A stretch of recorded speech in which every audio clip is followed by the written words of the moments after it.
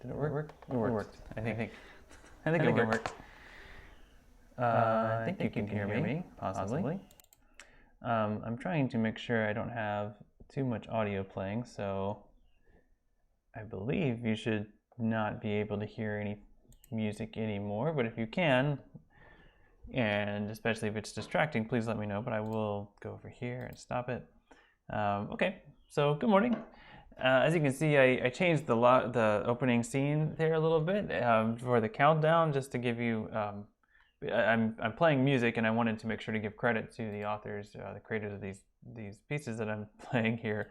So I actually just found this Spotify playlist that's open source lo-fi chill hop stuff, or open access or copyright free or something. And so I'm playing that, but then I've got a little widget that should display whichever one you're hearing at the time. So it's nice to give credit where it's due, and hopefully, I don't know, that might still end up getting flagged for copyright, which is what's been happening on the other ones I've been doing, but it's not a big deal because it should just be at the beginning part. So yeah, good morning. Welcome to week 4, I guess, right? If you moved in over the weekend, hope that went well. Hopefully, it's good to be back on campus. I don't know. I haven't been on campus for a couple weeks now, but I plan on going tomorrow, and I will be, of course, around on Wednesday, which will be a big shift for this class. So let's talk about that a little bit and see how it goes. So if you can, I don't know if you noticed, but you can see the chat window now. I did manage to make it taller, so it's like so that you can see more of the chat there, and as you can see, it goes back in time, so it's not actually updated to show you that I am sleepyhead. I think just now said we can hear you well. There will be some things later today where I will see your, I will ask you some questions, and it'll be useful to see it there. But for now, just the general question is: are things going okay in terms of moving in? If you moved in, any concerns about that or questions? Let me know. The idea for Wednesday is that I will meet with some of you face to face, and the rest of you will be doing things together online in Discord at the same time. I will send you an announcement with all the instructions for that, but I hope it's pretty straightforward. I think the real challenge that you'll have working on your own is that the material, like the assigned thing that I'd like for you to look at, is going to be kind of difficult. So I'm going to write, hopefully, some detailed notes and questions to ask and consider as you work into that. Yeah, okay, so lines for UC. Yeah, I saw some memes about that on Facebook about the UC and distancing. I mean, hopefully people will, kind of start to establish norms and kind of get used to, we're not used to being around each other, so I think it'll take a little bit of adjusting and some reminding, right? Some people saying, hey, wait, step back a little bit. But it's hard, when you're in line, you want to get in somewhere. Like at most grocery stores or places where I've been that have lines, it's usually like taped off, so you're like not supposed to go past your tape until the next person's tape is available, and then you move up that way. So I know I've seen some places on campus have that tape, but maybe there was not enough tape for the UC line. I don't know, or people weren't following it. I don't know. But obviously we've all got to do our best to follow these things. It's a nice cloudy September day, kind of rainy, and it's good. Yes, I hope so too, Kyler. Yeah. Yeah, I think outside it's probably difficult to put tape down. Although you could spray paint or something. Also, Yoshi Player, did you change your name so that it shows up backwards and forward, or was it? I'm wondering. Sometimes it's not clear to me how this widget interpolates from what actually gets posted in the Discord, because it looks like you did change your name. So yeah, just curious. Okay, great. So so the deal Wednesday rather, is that I will meet with about a third of you, and then another third I'll meet on Friday, and then the third of you are just going to be remaining online. I did want to say, if you are ever nervous about coming to class or just don't feel well and don't want to come to class, whatever, always it's okay not to come to class if you need not to. Just let me know later. You don't have to tell me ahead of time or switch to the cohort necessarily, because we don't need to get too complicated with it. Just if you are going to be not in person, then there will be the online set of instructions, and you'll have all of that. Like I'll put that all out to everybody, so you'll have those instructions. So just kind of shift into that that mode. So in other words, you won't be penalized for missing a face-to-face session if I expect you. So I will of course see who's there, and do that class and record who's there and who's not. But if you're not there, it's not like there's not a penalty for that. So don't worry about that. But it looks like I've got 8 of you that are in the face-to-face cohort for Wednesday. So I look forward to seeing you all Wednesday at 10:10 a.m. in HCC 327. Yeah, I hope you know where that is. If you have any questions about that classroom or how to get to it, then please ask. I will be happy to give you my best narration of how to get there. But it should be pretty easy to find, and if you get lost, the HCC info desk should be a good place to find some information.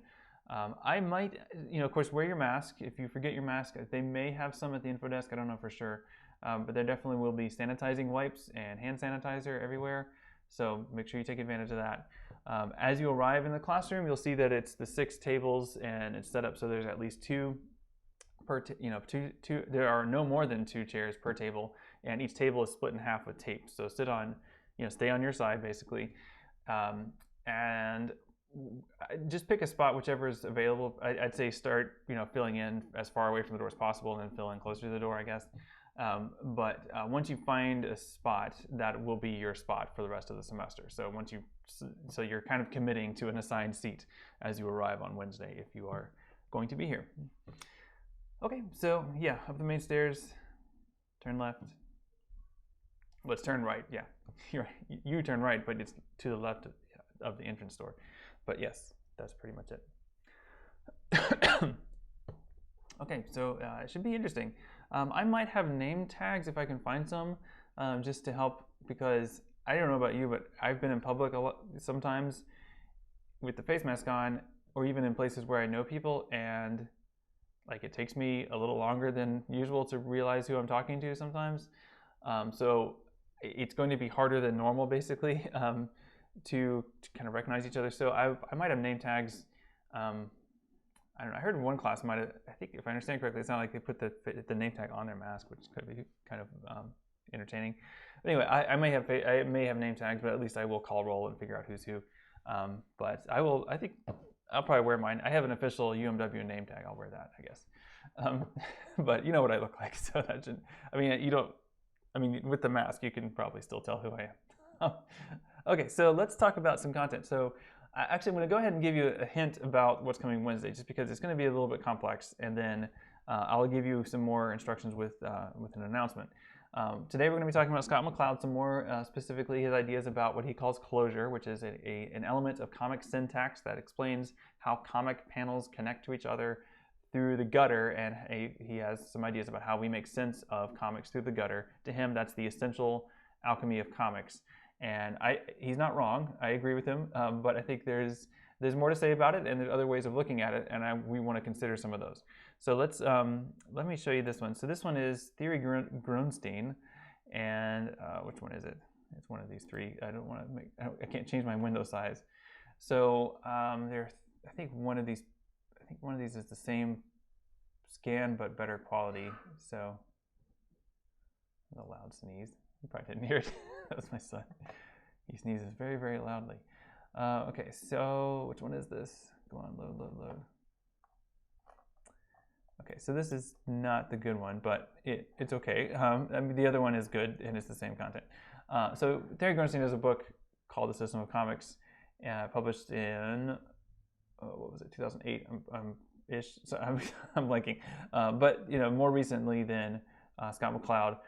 It's written in text. It's not a comic book about comics, but it is about comics, and so he's got a lot of things to say. So Grunstein comes from the French school of comics theory. Really, comics studies has a different life in France and Belgium, and there's a different tradition of comic art, and it's somewhat more robust and nuanced than what we think of as comics in America. Maybe the superhero comic being maybe the most dominant genre.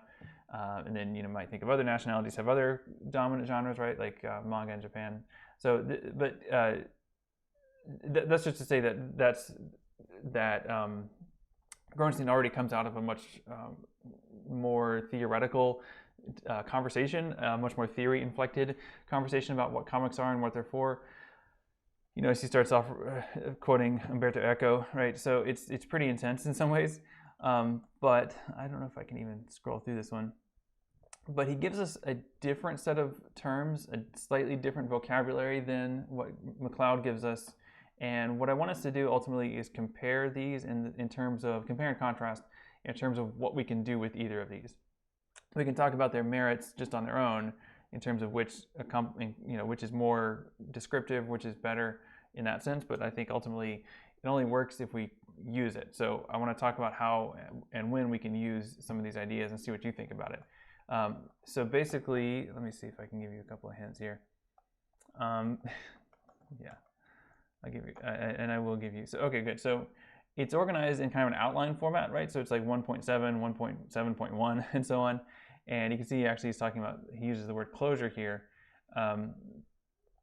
He then gives us several different functions of the frame.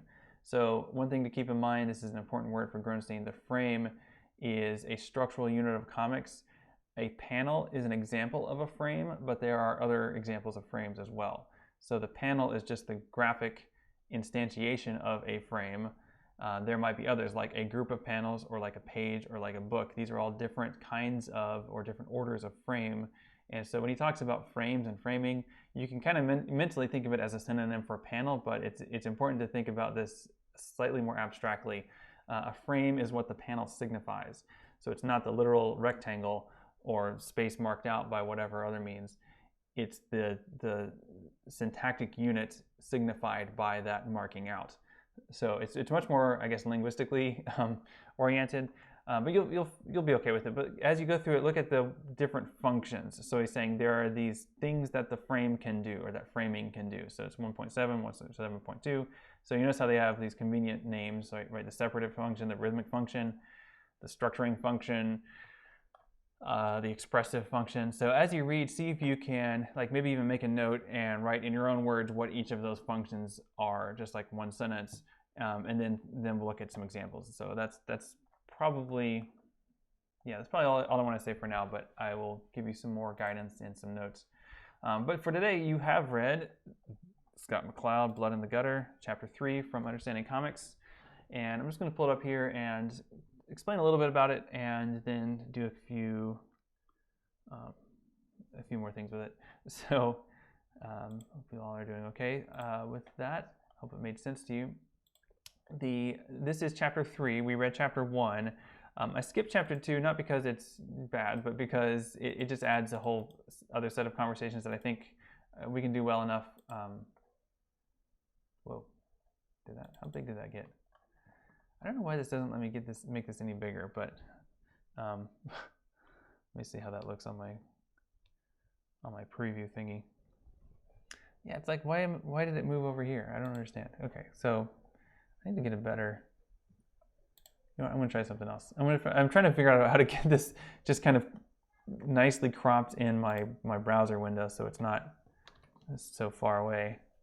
So maybe if I download it and open it with a PDF. PDF viewer in Firefox, maybe that'll work. So 1 second here. While I'm doing this, let me explain a little bit so Chapter 2 is, I can't talk and type at the same time. I have to save this file. Now we open it.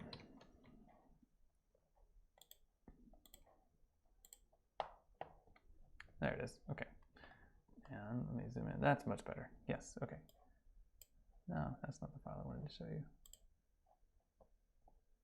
That's the one.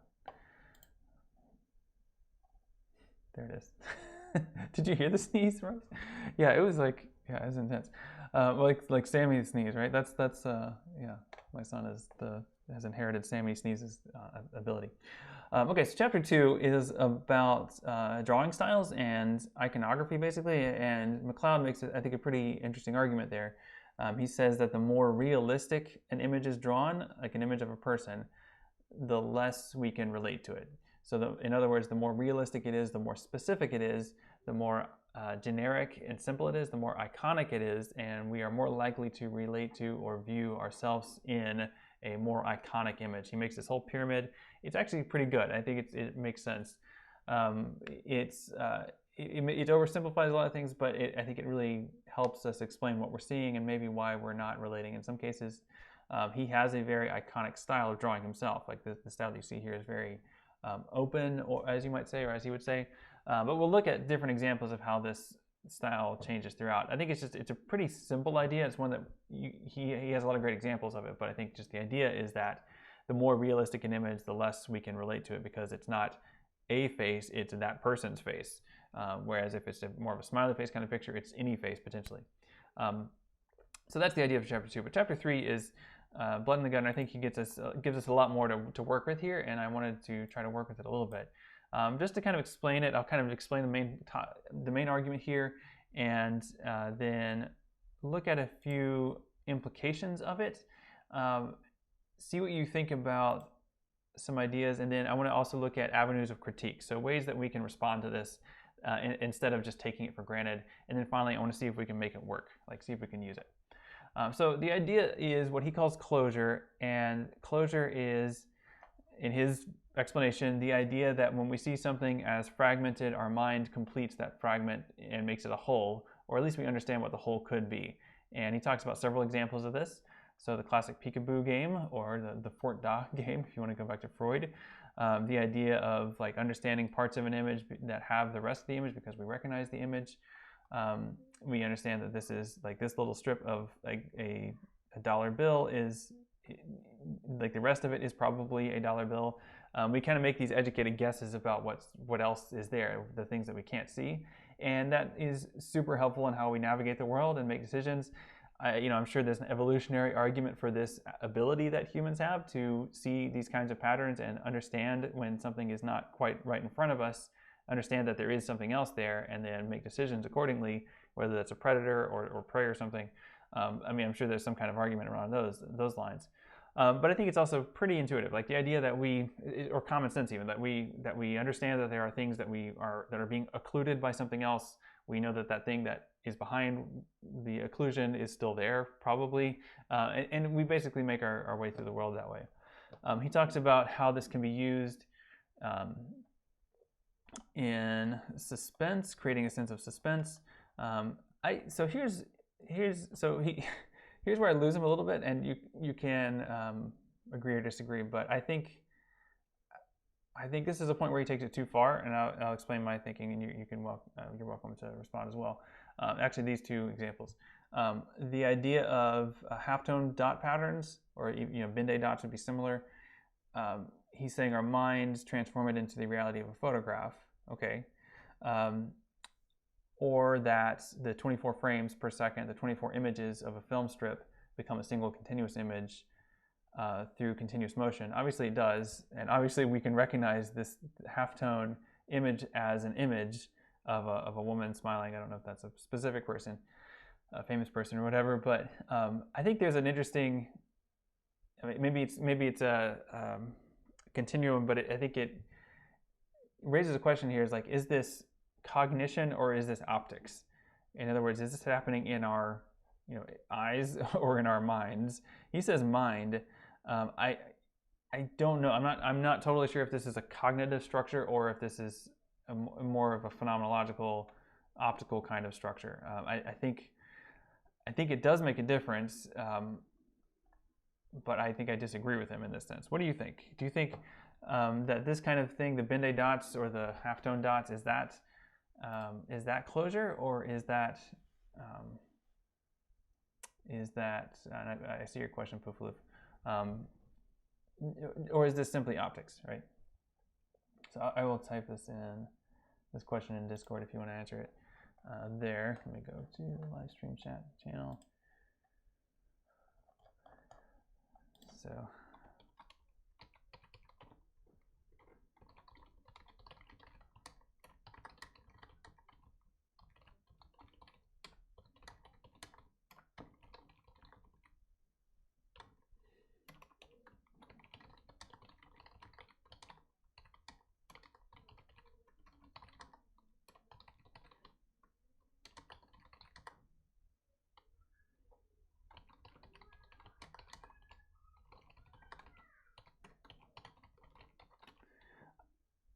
So I think there's ways we could kind of play with this. Like we could sort of, to go look at this from what I think Scott McCloud might say, or a way he might respond to this objection, is then what about optical illusions, right? Do optical illusions happen in the perceptive world or in the way your brain interprets the perceptive world? So you can probably think of all kinds of optical illusions, like the young woman, old woman optical illusion, the duck rabbit, that's a famous one.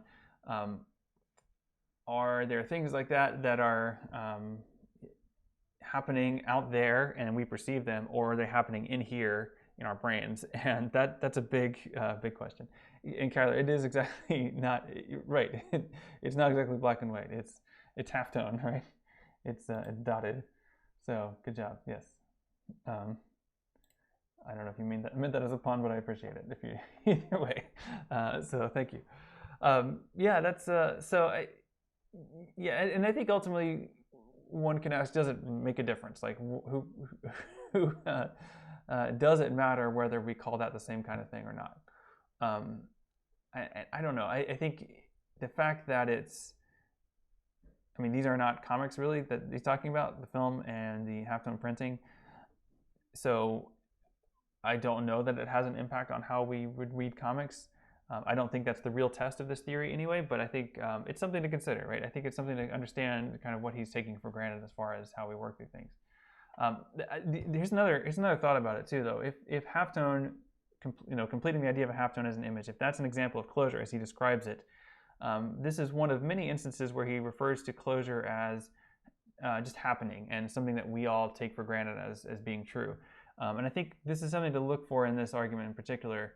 In this chapter in particular, ways in which the normal that he appeals to, or the idea of the right way to read a comic, or the standard way of reading a comic, in some ways takes advantage of kind of or kind of assumes a neurotypical interpretation of things. For example, there are other examples of ableism in this chapter and in his work in general, where he refers to this idea of wholeness or completeness as normal and through the body. And so I'll point out a few examples later, but I wonder if the idea that halftone thing happens in our brain, I mean, our brains don't all work the same way. I mean, we have different ways of perceiving the world. So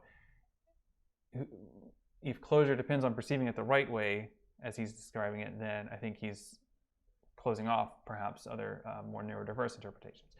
I think there's some possibilities there to consider further, but I wasn't planning on doing that yet. I just wanted to kind of go through the argument. So let's go through it a little bit more. So let's see. Yeah, so here's this classic example. Now you die, no, yeah. I say. And as he points out, the real magic happens between, I don't know if I can't point that far over. Which way is it? That way. I can't point that far over. I need to set this up so I can do that, but I have not yet. But it's way over there. That gap between those two panels, that's what he's talking about as the gutter. That is the standard term of art in comics. The gutter is the space between panels, and typically it is literally demarcated by two lines, this way or this way. And so that, to McCloud, is where closure happens, and where, as he says, the essential, as he says, the mystery, the magic, the heart of comics happens right there. He even draws himself in that limbo where human imagination takes two separate things and perceives them as a single thing. And again, he's not wrong. I don't disagree with that. So what we have to do is think about, again, what do we do with this? This, by the way, this is his reference to chapter 2. This is what he's talking about in chapter 2. And let me see. Let me actually go down here. Yeah, I mean, he's talking about closure. This is, he doesn't mention it, but the way in which he talks about the reader's involvement here actually has a lot to do with, or a lot in common with certain versions of reader response theory and literary theory. Wolfgang Iser, for example, writes about the idea that we're always kind of mentally filling in gaps, a gap between this chapter and that chapter, a gap between this paragraph and that paragraph, a gap between this sentence and that sentence. And our mind's ability to fill in those gaps, that's what constitutes reading. And so we actively construct a reading by filling in those gaps. And that's his description of the role we play as a reader. So I think comics do this too, but at least so far, the way McCloud has described it, also words do that. And so also, visual art, like lots of other things do closure in that sense. And people have written about it that way. But McCloud is trying to give us more specific, like he's arguing that this is essential in a particular way to comics, and I agree. And then he tries to give us a typology of several different types of closure. What is that, Yoshi player? It's a lot of dots, but I don't know if that's meant to be a pattern. It didn't show up as a pattern that way. Oh, it did in that. Okay, it did on the in Discord, but not in this little widget here. So nice. Yeah, very good. That's okay. It's hard to tell. Yeah, I don't know, Rose Tyler. It says it's coming through. It's broadcasting okay. The question is what on your end. So let me see. Let me turn off. Make sure latency mode is off. Oh yeah, no. Let me turn off. I had low latency mode on for some reason, and that's going to try to send you. It's going to try to send you the stream even if it's not fully compressed. So I just turned that off, and it might be better now. I don't know why it was on. I never turned it on. Maybe I just did it as an experiment. So let me know. Actually, I'm curious. Let me know if it improves. But you can also adjust the resolution sometimes, or I've got it set to be auto. So it like on mine anyway, it adjusts it down in resolution if it needs to. But hopefully that works okay. Looks like Claire and Rose are both having the same situation. So let me know how it goes. And as always, these are archived later, so you can watch it later if you need to. Although I realize that's not as compelling. So anyway, let me just kind of work through this, and then we'll see how it goes. Transitions. So he's talking about and gives us a typology or a set of types of transitions. And so a transition is his name for what happens in the gutter, right? So the first that he talks about is moment to moment, which is just one moment and then the next moment. Crucially, and an important distinction to notice is that this stays on the same subject. So if we think of this as a camera, it's a continuous shot focusing on this woman or on this planet, and it's just something a little bit after the thing before it. And sometimes these are a little hard to distinguish, and I think that's one of the possible weaknesses of this typology, that you can arguably put the same transition into different categories. But essentially they increase in distance from each other in terms of what the amount that we have to fill in, the amount of work we have to do increases throughout these typologies. So for action to action, we stay on the same subject, the baseball player, but something happens. So it's not just that time has passed, but something new has happened, that character has done something or something's happened to them.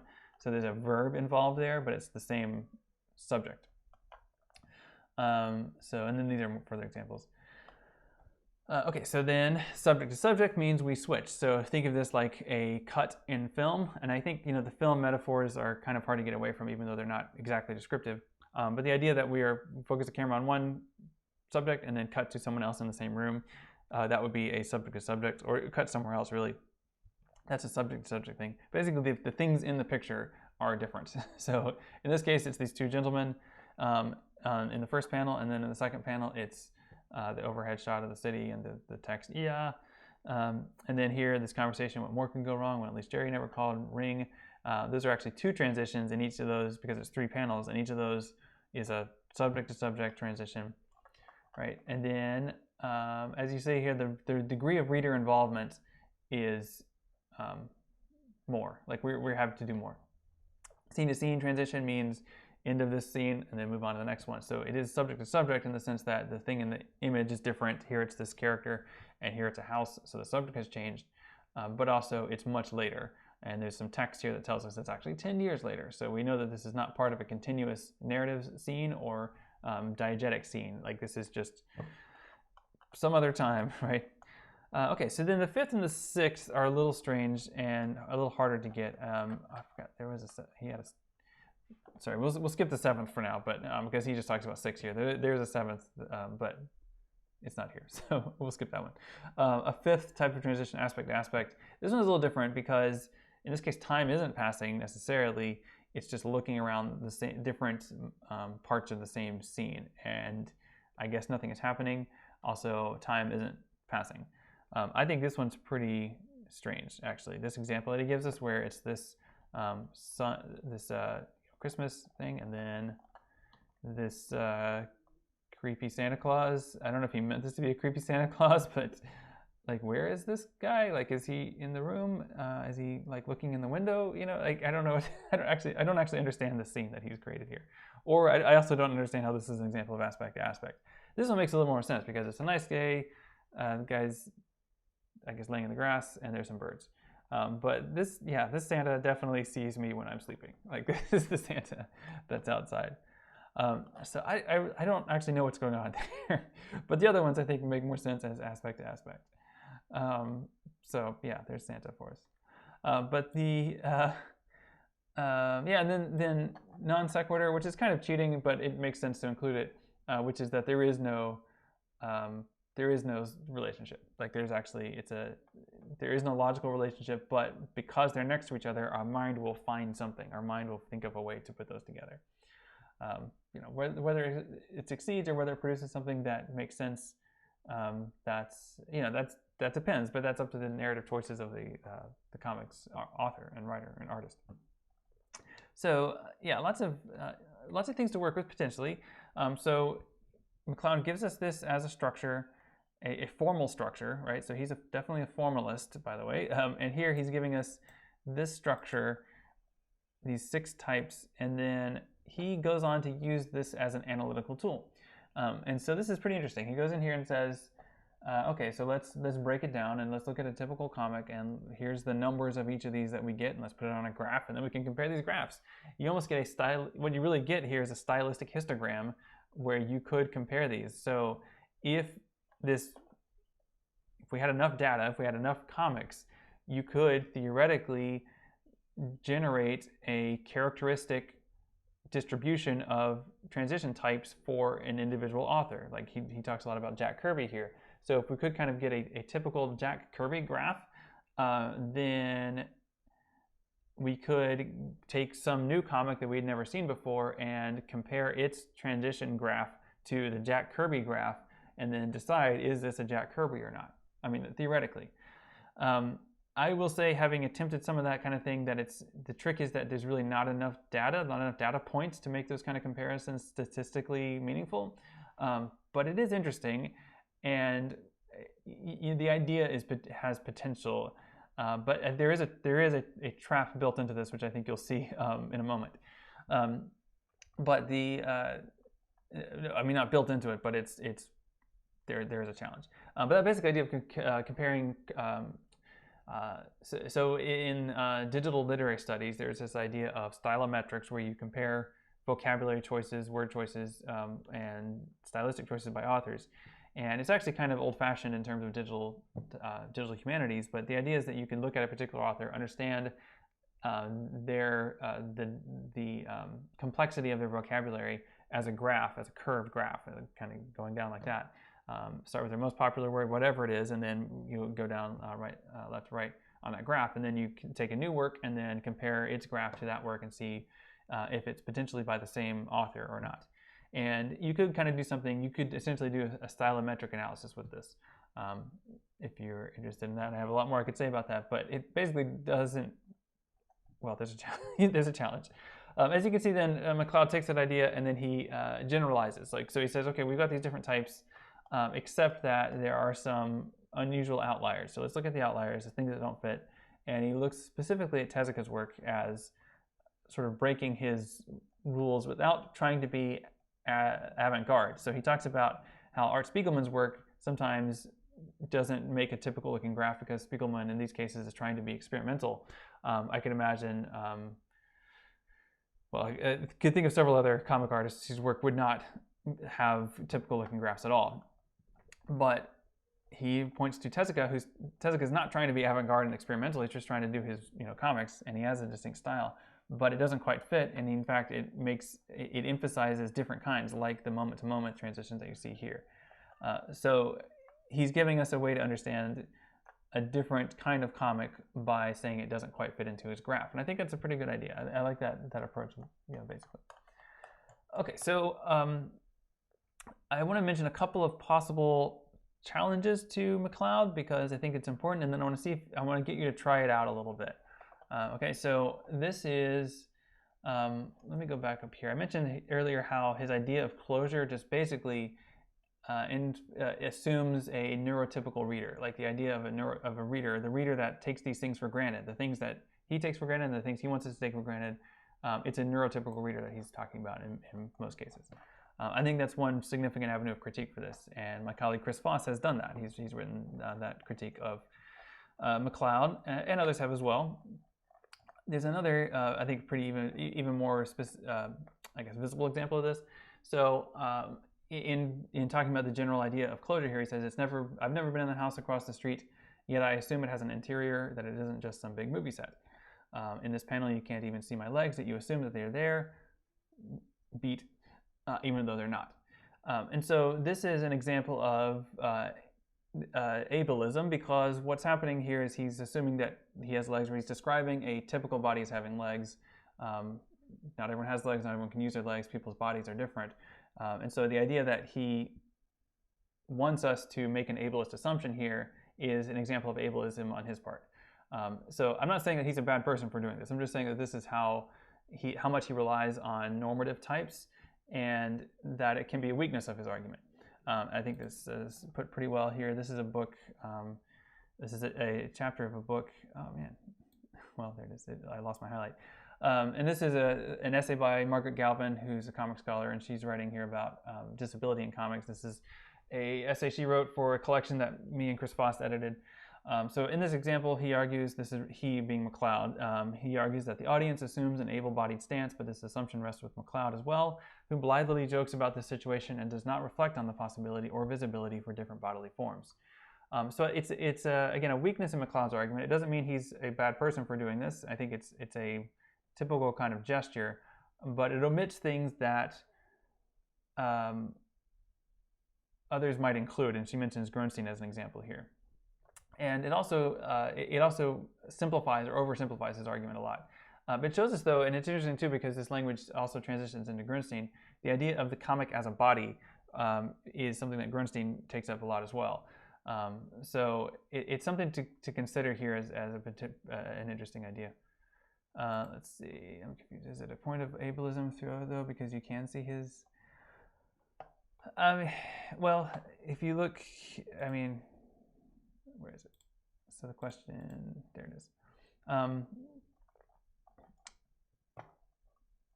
not sure if I understand your question, but he's saying it's ableist because we assume that legs are there beyond the edge of the panel. So the idea that the panel is supposed to continue with legs, that's the ableist assumption.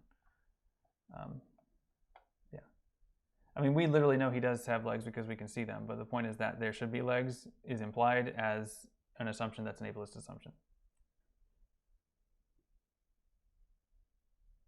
So yeah, I mean, I see what you're saying. Like he literally does have legs and he is able-bodied, as far as I know. But the idea that it doesn't acknowledge that, for some people, that the assumption that they are there would be an incorrect assumption in some cases.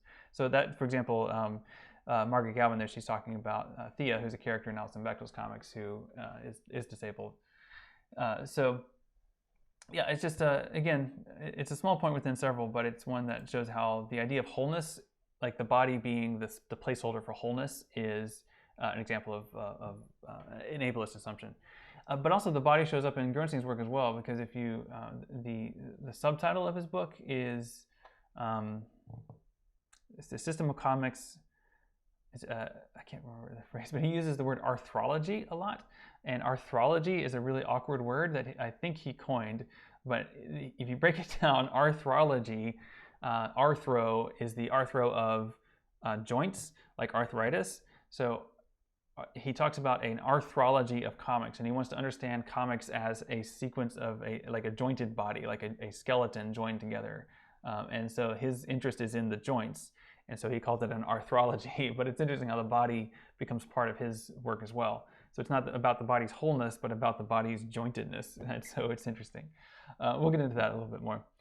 Okay, so we have a few minutes left, and I think this is a good time to try, and I think we have time to try this. So I'm going to show you a comic page. This is a comic page that I pulled up. I just found this on Comic Book Plus, some random comic. I don't know what's going on here. I did not read this, but it has to do with some kind of painter who has gone mad, I think. This is a horror comic, so probably, you know, he paints murders and they come to life.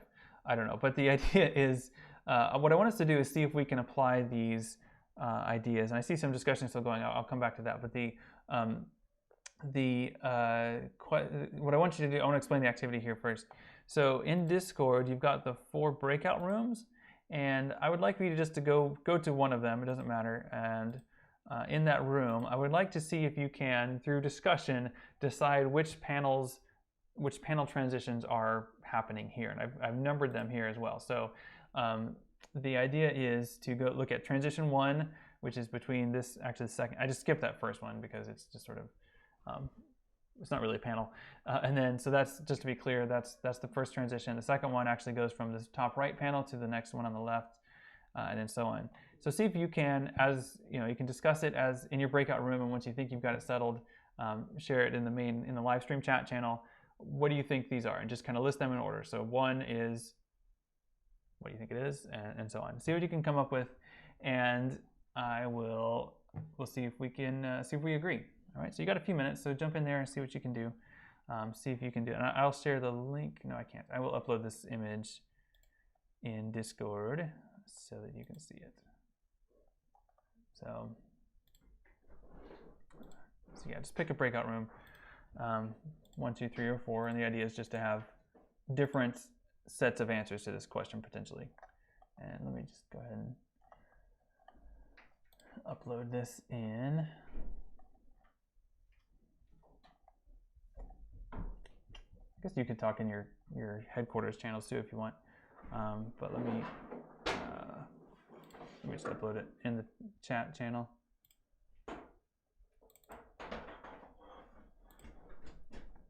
So it's not really annotated.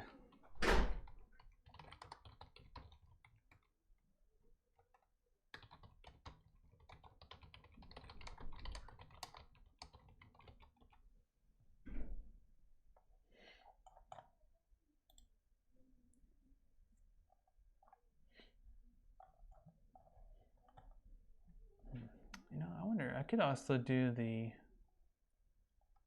there's that poll bot, but I don't know if, it'd probably take too long to set it up. Because I was thinking I could do like transition 1, what do you think it is? And then kind of go from there.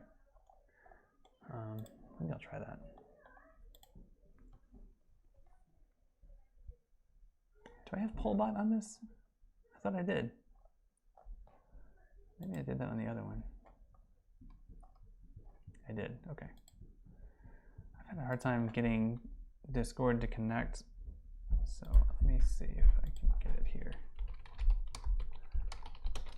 I mean, by the time I get this set up, you'll probably already be on and we'll be out of time, but let me just see if I can get this poll bot installed. Yeah, why am I getting it? That's annoying.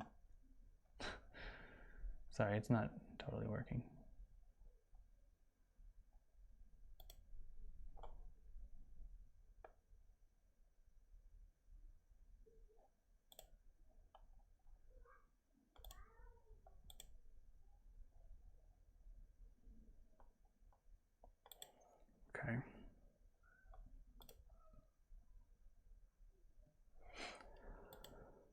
Okay. I'm gonna have to prove I'm not a robot here. Bicycles.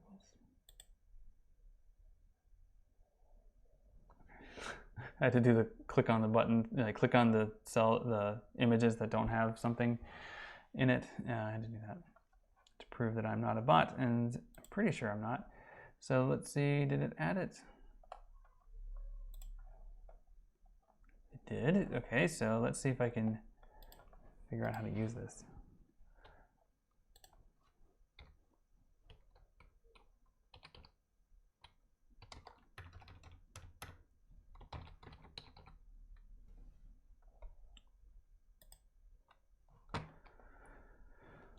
How to use pollbot? I don't remember. I just typed it in there. That didn't work. I thought it was like you just do /poll, but it doesn't seem to be.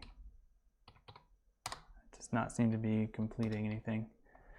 Yeah, okay, I can't figure it out. I obviously should have figured that out earlier. Oh, we're getting spam on the Twitch chat. That's interesting. Let's see.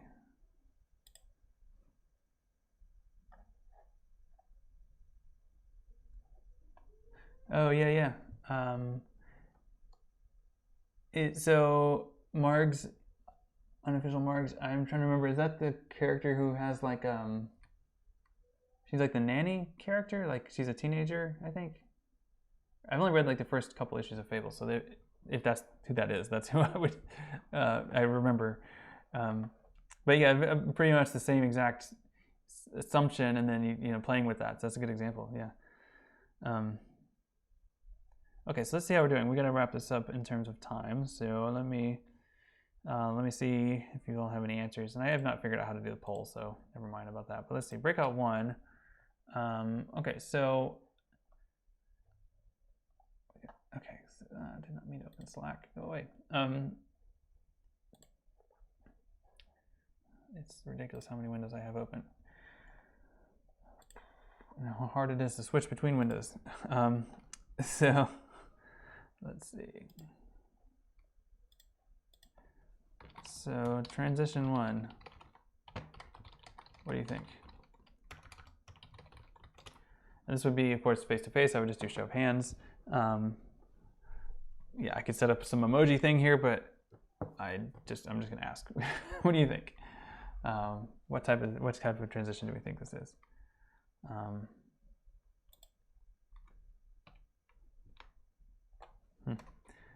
There are numbers emojis you can do, but they don't seem to be available here. Oh no, they are. 1, 2. So you can actually use these as a voting system. See what I'm doing? So it won't show up on the stream, but I'm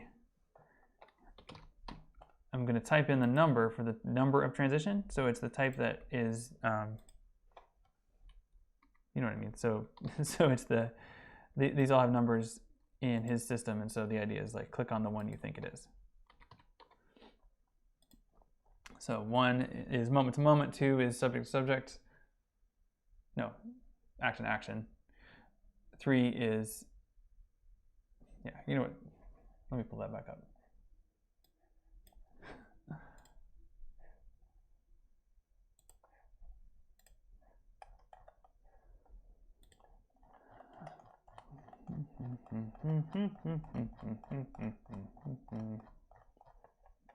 Scrolling is really slow for some reason. Keep going. Here it is. So 1 is moment to moment, 2 is action to action, 3 is subject to subject, 4 is scene to scene. And those are probably the ones that you're likely to see there. Okay, so that was number 1, and I promise I'm going to wrap this up soon. It's just the number of.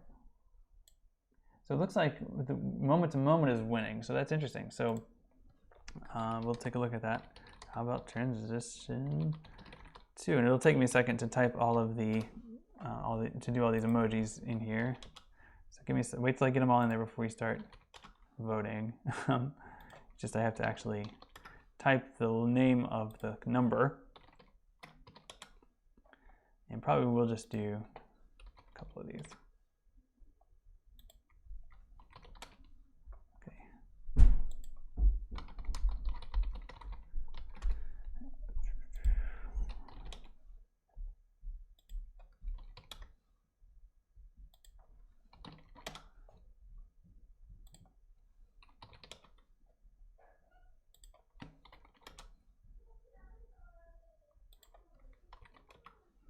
So we'll just do these first 3, and I think that'll give us enough. Okay, so 1 is moment to moment, action to action, subject to subject, etc.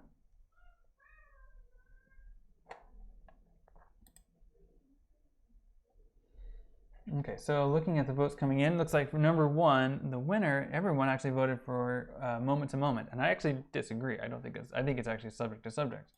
Now we have the same 2 people in the shot here. But the way that we're focusing on is different. If we think of it as a camera, the camera has shifted.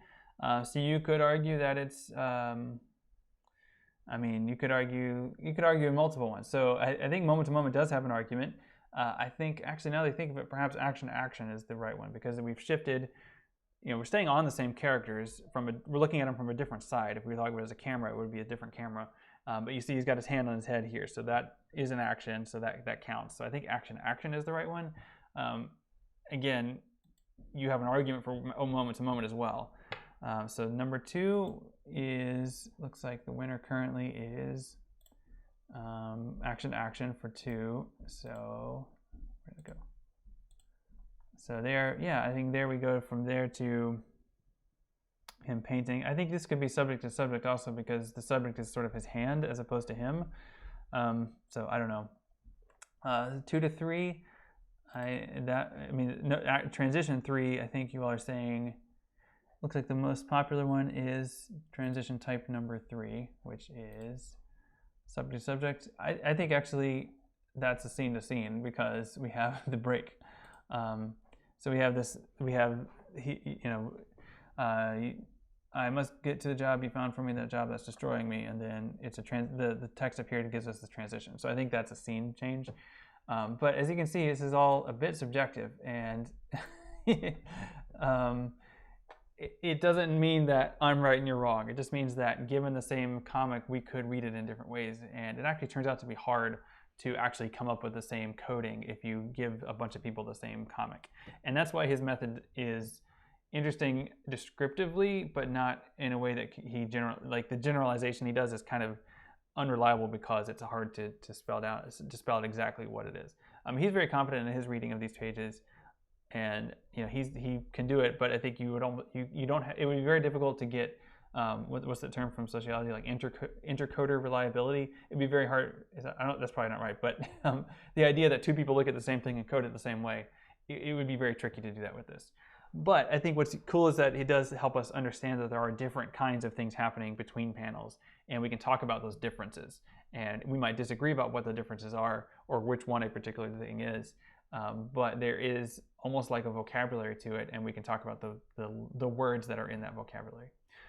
So, okay, I got a little bit long, I think, but that's hopefully all right. I know you may actually have another, like a class to actually get to. So I want to wrap it up here, but I will send some instructions about how to navigate Grunstein and some discussion kind of questions. I will see 8 of you face to face. The rest of you, I will give you some things to work on your own, and that will have a component in Discord. So I will just have to check that later. So I won't be able to monitor that live while I'm leading the class.